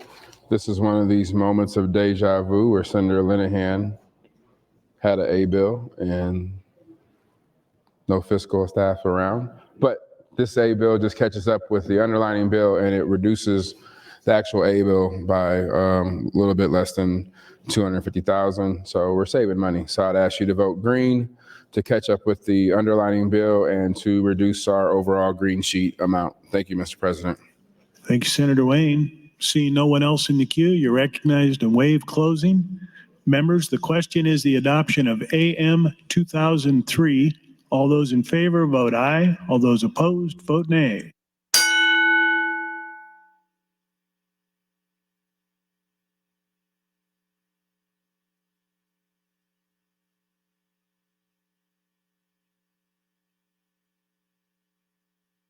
Record, Mr. Clerk.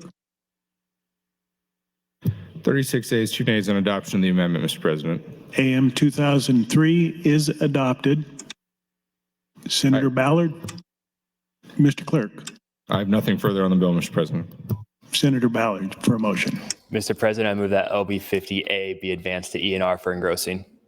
Members, you have heard the motion to advance LB 50A to ENR engrossing. All those in favor say aye. All those opposed, nay. It is advanced. Mr. Clerk. Mr. President, next item, Senator McKinney, final reading legislative bill 531A. Senator McKinney would move to return to select file for a specific amendment, that being AM 1992.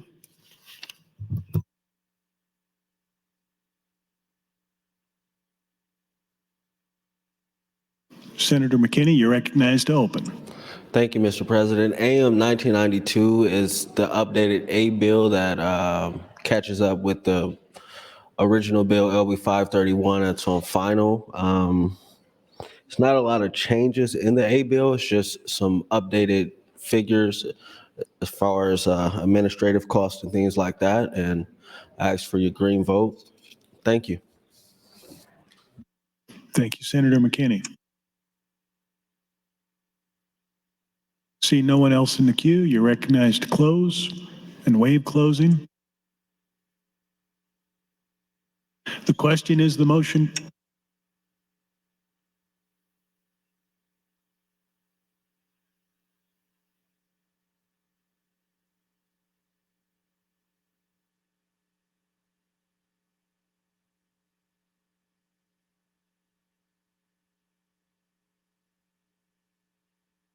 All those in favor of returning to select, vote aye. All those opposed, vote nay.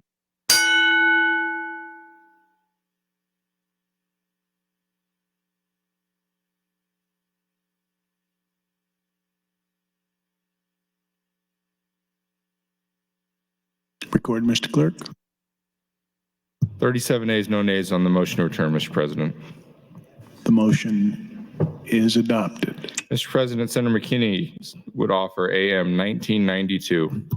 Senator McKinney, you're recognized to open on AM 1992. Thank you. This is the amendment I was mentioning earlier today, I got the amendment as I was walking in and we skipped over the other bill and didn't get to this. And this is why it didn't get attached earlier in the day. And we're just getting it attached so it could go to final with the original bill. Thank you, Senator. Members, the question is the adoption of AM 1992. All those in favor, vote aye. All those opposed, vote nay.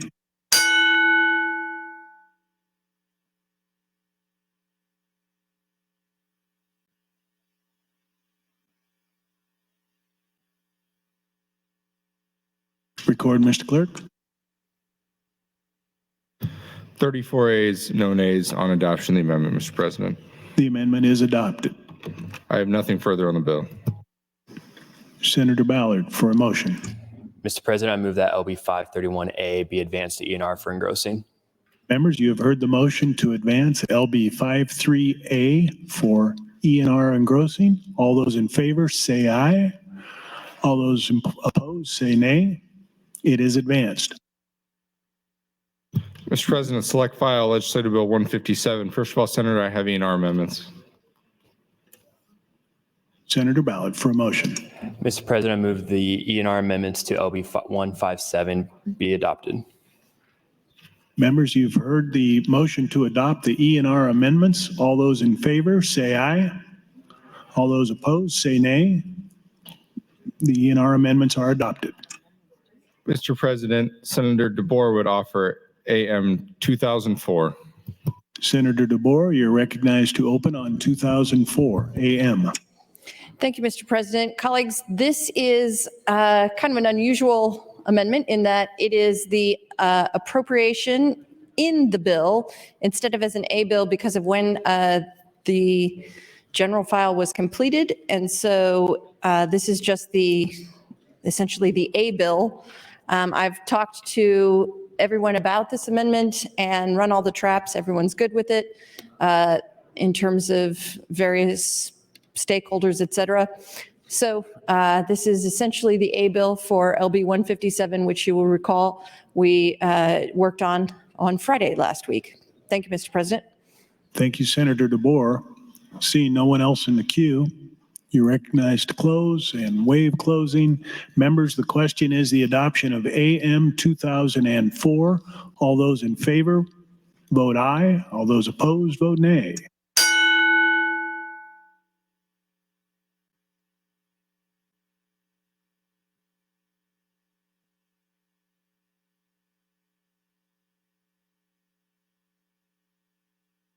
Record, Mr. Clerk. 39 ayes, no nays on adoption of the amendment, Mr. President. The amendment is adopted. Next amendment, Mr. President, Senator Conrad moved to amend with AM 2002. Senator Conrad, you're recognized to open on AM 2002. Thank you, Mr. President. Good afternoon, colleagues. I want to thank Senator DeBoer for her consideration in allowing me the opportunity to attach this amendment. This amendment was first introduced under Legislative Bill 438 earlier this session. I know you've heard this a lot, but this is actually a classic consent calendar bill. It had no opposition. It had no fiscal note.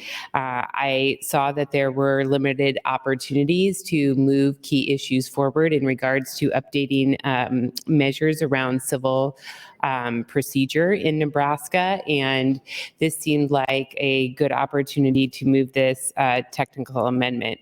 This bill was brought to me by one of my law school professors, actually, at the University of Nebraska College of Law, Professor John Lenich, who is an expert on civil procedure in Nebraska. In fact, he literally wrote the book on these matters.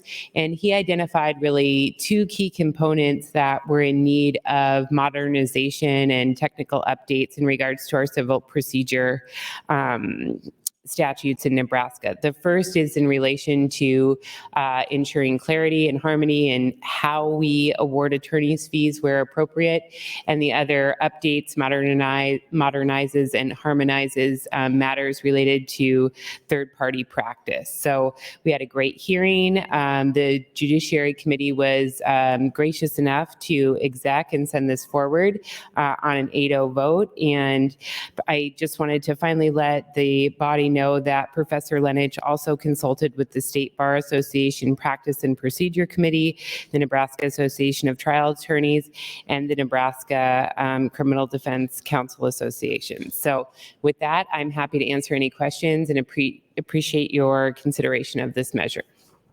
Thank you, Senator Conrad. Senator Wayne, you're recognized to speak. Thank you, Mr. President. Colleagues, this vote came out today 8-0. There was no opposition testimony. So it was read across a little bit earlier. So it should be updated in your laptops and on Unet. So just wanted you to know it came out 8-0. Thank you, Mr. President.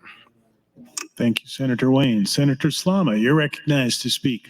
Thank you, Mr. President. I rise in support of AM 2002, especially if it was brought by Professor Lenich. He's an exceptional professor. I'm really blessed to have had him as a professor several times during my law school career. And this really is a non-controversial Civ Pro cleanup. And Even if Professor Lenich wouldn't have been the person to bring it, I'd still be encouraging everybody to vote for it anyways, because it's just simply good policy. Thank you, Mr. President. Thank you, Senator Slama. Seeing no one else in the queue, Senator Conrad, you're recognized to close on the amendment. Thank you so much, Mr. President, and appreciate Senator Wayne's comments and my friend Senator Slama's as well.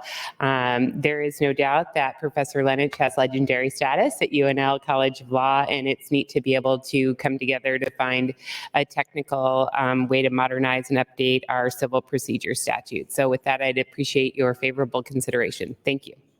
Thank you, Senator Conrad. Members, the question is the adoption of AM 2002. All those in favor vote aye. All those opposed vote nay.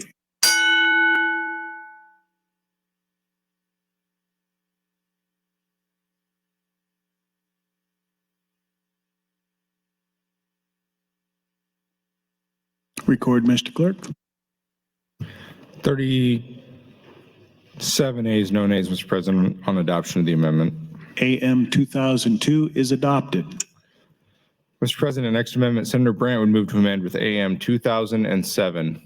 Second, Senator Brandt, you're recognized to open on your amendment. Thank you, Mr. President. We're going to withdraw the amendment at this time. It is withdrawn. Mr. Clerk.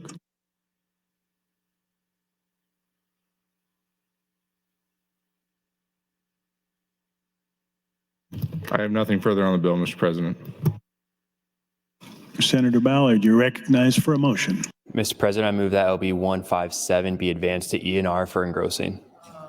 Members, you've heard the motion to advance LB 157 for E&R engrossing. All those in favor say aye. All those opposed say nay. It is advanced. Mr. Clerk. Mr. President, final reading. Members, please find your seat for final reading.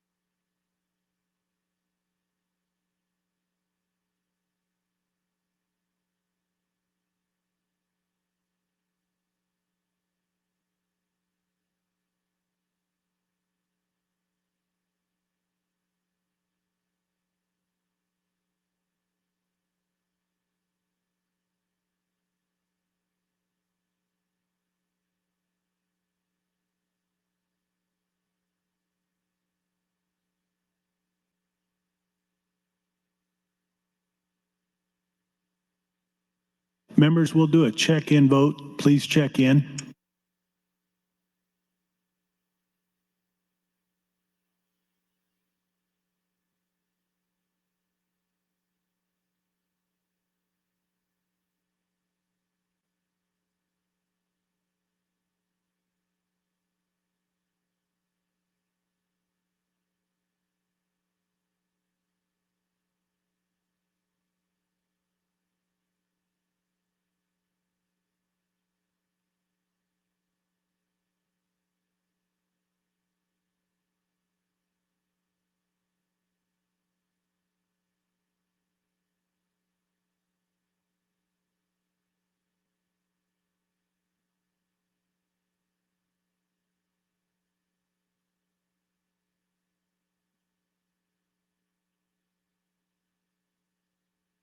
Senator Halloran, please return to the chamber for a final reading.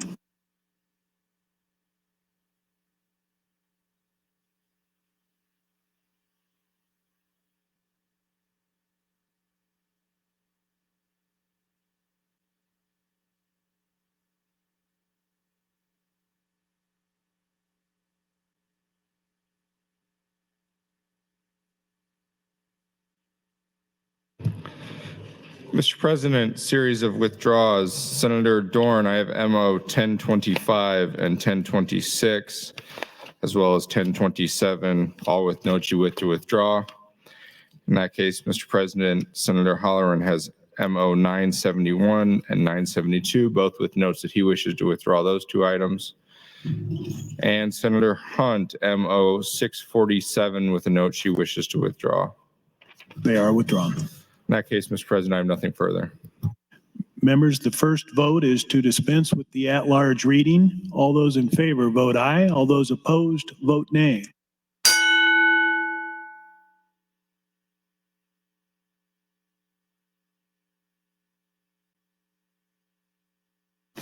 Record, Mr. Clerk. 41 ayes, 3 nays, dispense with the at-large reading. The at-large reading is dispensed with. Mr. Clerk, please read the title. Gross Legislative Bill 562, introduced by Dorn, about 30, ballot 21, Brant 32, I about 4, Jacobs 4, Lubbock 34, Halloran 30, Bill for Nacker Lane Businessman, Section 50, 7752, 13, revised Section 7752 through 58, or 941, 77, 273, 77, 81, 82, revised Section terms to adopt the Use to Stand Act. Change the requirement under the Nebraska Environmental Finance Act. Redefine change provisions of the Watershed Board to limitation new application credit lower limitation beginning farmer credit tax. Redefine term change provision relating tax credit amount limited application under the higher blend tax credit. Define term change for the ordinary registered food stamps required report certain regulatory authorities and provide duty for the Department of Agriculture, certain cities in the Nebraska Food Act, harmonize provisions and to repeal the original sections. All provisions of law relative to procedure having been complied with, the question is, shall LB 562 pass? All those in favor vote aye. All those opposed vote nay.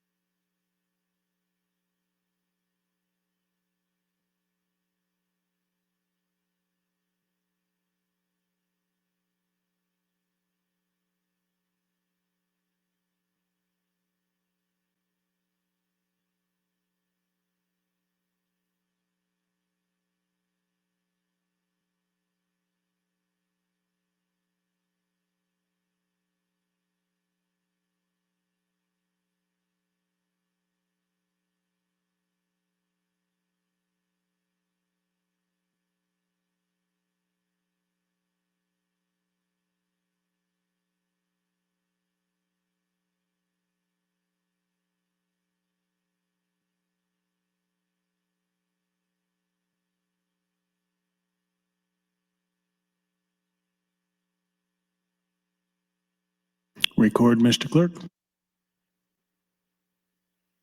Voting aye, Senators Aguilar, Albright, Archer, Menendez, Ballard, Blood, Boston, Bostar, Boston, Brandt, Brewer, Breezy, John Kavanaugh, Clements, Conrad, Day, DeBoer, Decay, Dorn, Dover, Dungan, Urban, Frederickson, Halloran, Hanson, Hardin, Holcroft, Hughes, Ibach, Jacobson, Calth, Linehan, Lipcott, Lowe, McDonald, McKinney, Mosher, Berman, Rabel, Sanders, Slama, Vargas, Von Gillen, Walls, Wayne, Wishart. Voting no, none, not voting, Senators Michaela, Kavanaugh, Hunt, and Reapy. The vote is 46 ayes, no nays, 3 present, not voting, Mr. President. LB 562 passes. Mr. Clerk.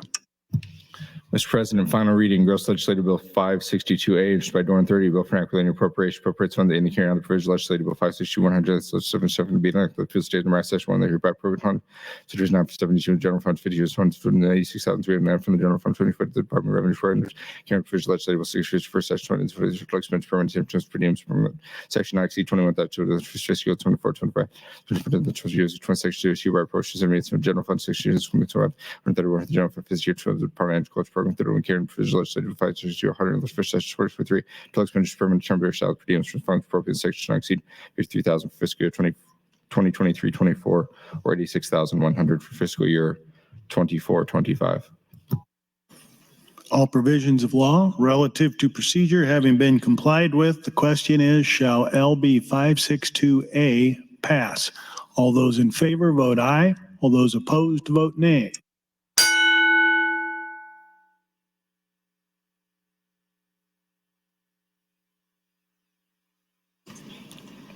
Record, Mr. Clerk. Voting aye, Senators Aguilar, Albright, Arch, Armendariz, Ballard, Blood, Boston, Bostar, Bostman, Brandt, Brewer, Breezy, John Kavanaugh, Clemens, Day, DeBoer, Decay, Doran, Dover, Dungan, Urban, Frederickson, Holland, Hanson, Hardin, Holcroft, Hughes, Ibach, Jacobson, Kaut, Linehan, Lippincott, Lowe, McDonald, McKinney, Mosier, Merman, Rabel, Sanders, Slama, Vargas, Von Gillern, Walls, Wayne, Wishart. Not voting no, none. Not voting Senators Michaela Kavanaugh, Conrad, Hunt, Reapy. Vote is 45 ayes, no nays, 4 present, not voting, Mr. President. LB 562A passes. Mr. Clerk.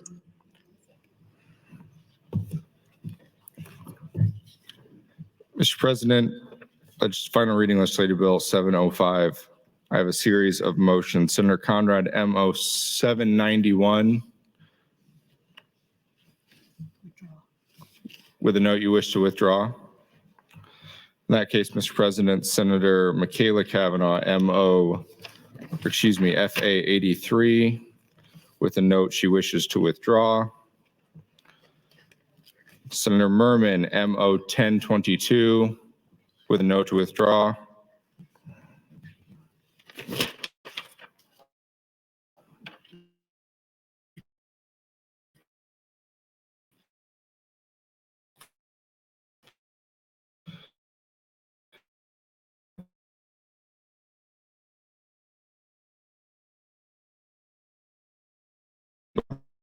As well as an amendment, AM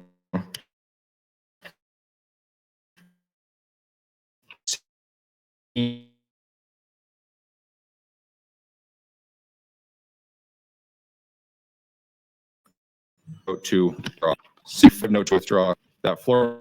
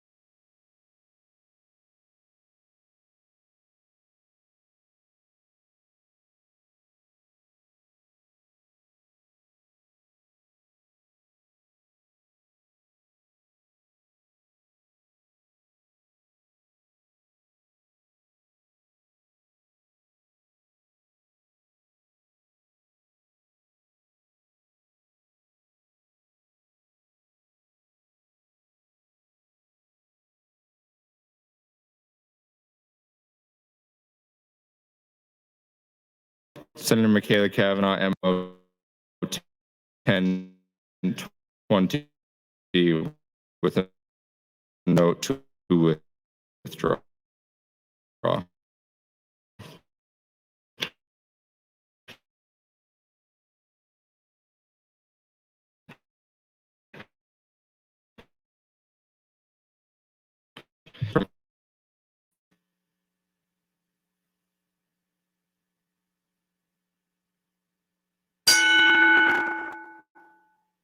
Record, Mr. Clerk. 44 ayes, 2 nays, dispense with the at-large reading, Mr. President. The at-large reading is dispensed with. Mr. Clerk, please read the title. Gross legislative bill 705, introduced by Amendment 38, Walls 15, Fraction 20, Bill for National Education, and Section 89, 99, and 60.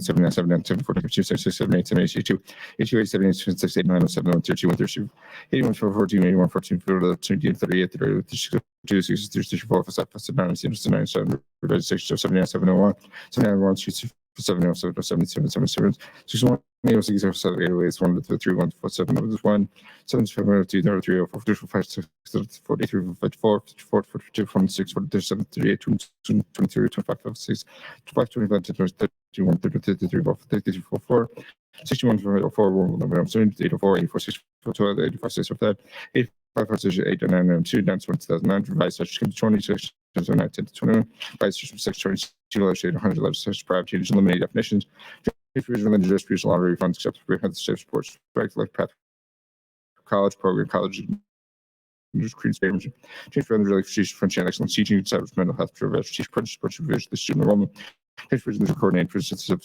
sex change with all qualified teachers, change to harmonize for the student best actively high school graduation, breast health, diploma, high school equivalency has to security reporting, community sex, permanent. States other five for the privilege, legend, certain funds, post-secondary express opportunity grant, part of the dash share, and some funds, consistent